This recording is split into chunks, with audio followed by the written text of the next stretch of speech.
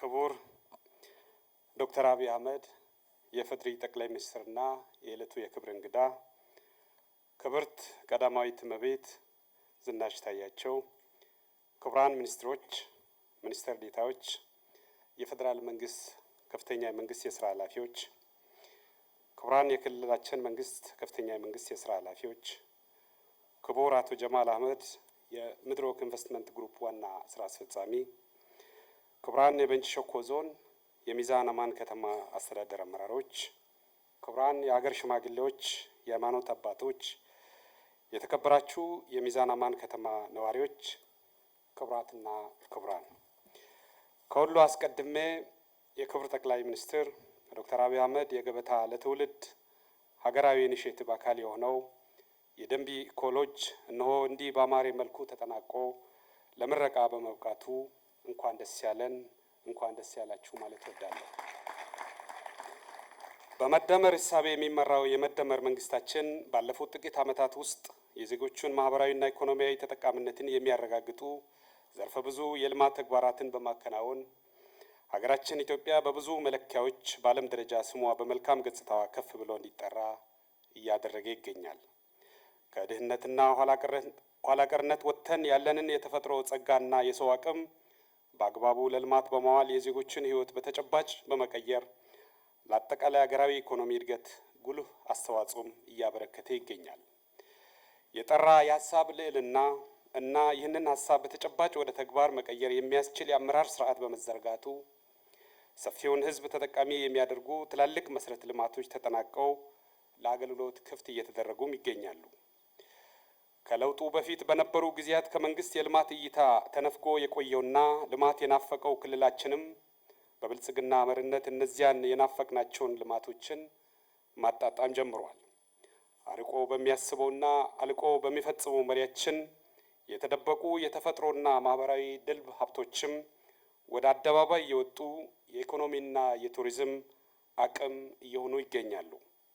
በክልላችንም የአላላና ጨበራ ዝሆንዳና ኢኮሎጆች ዛሬ እነሆ ለምረቃ ያበቃነው የደንቢ ኮሌጅ እና የሚዛን አማን አውሮፕላን ማረፊያ የዚሁ ተግባራዊ ምላሽ አብነቶች ናቸው።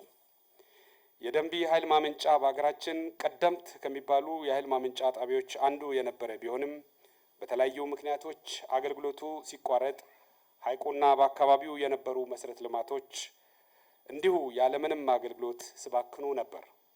ደንቢ ሐይቅና ፏፏቴው እንዲሁም ማራኪው የተፈጥሮ መስህቡ ካጠገባችን ሆኖ እምብዛም ትርጉም አልሰጠነውም ነበር።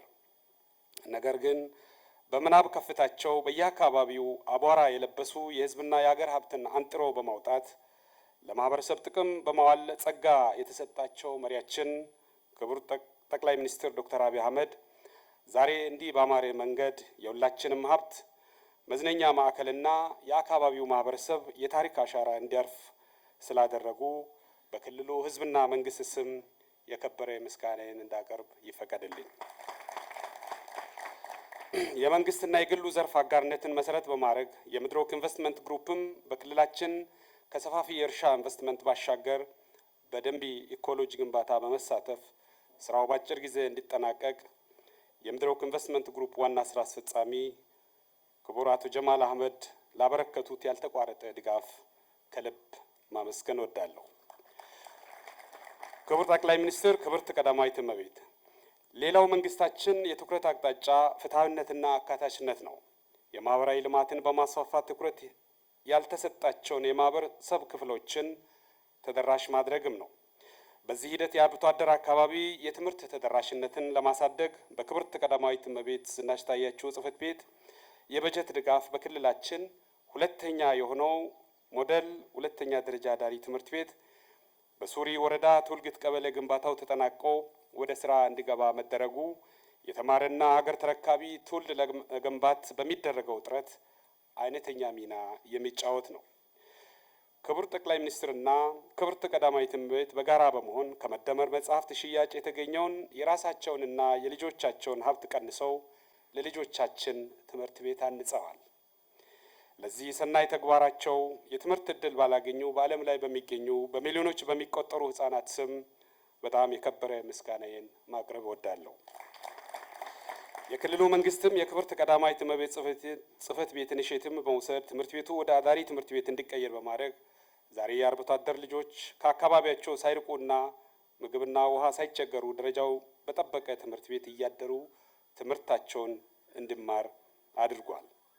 በክቡር ጠቅላይ ሚኒስትር ጽሕፈት ቤትና ተጠሪ ተቋማት የበጀት ድጋፍ ተገንብቶ ወደ ስራ የገባው የጉራ ፈርዳ ወረዳ ኩጃ ቀበሌ ሞዴል የገጠር መንደር ለአቅመ ደካሞች ዘመናዊ የገጠር ኑሮ እንዲያጣጥሙ ያደረገና በክልላችን የገጠር ሞዴል መንደር ፈርቀዳጅ ተምሳሌትም የሆነ ነው።